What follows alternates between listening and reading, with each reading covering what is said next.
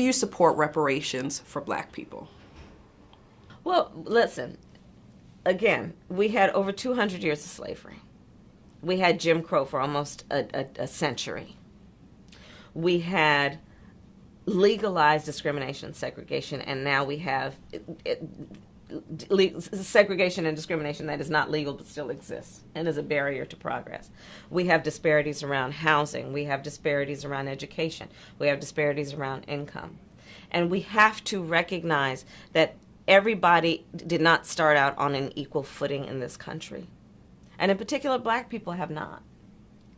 And so we have got to recognize that and do something about that and give folks a lift up. That's why, for example, I'm proposing the LIFT Act. Give people who are making $100,000 or less as a family a tax credit, which will benefit and uplift 60% of black families who are in poverty. So by default, it affects black families, but there's not a particular policy for African Americans that you would explore.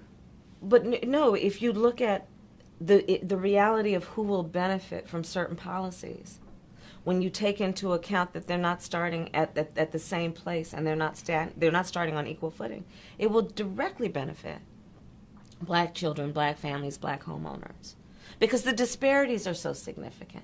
So if we focus on the specific issues that have resulted in the greatest disparities, and we understand that that's part of why we're doing it. Listen, the reality also is this: any policy that will benefit black people will benefit all of society. Let's be clear about that. Let's really be clear about that. So I'm not going to sit here and say I'm going to do something that's only going to benefit black people. No, because whatever benefits that black family will benefit that community and society as a whole and the country, right?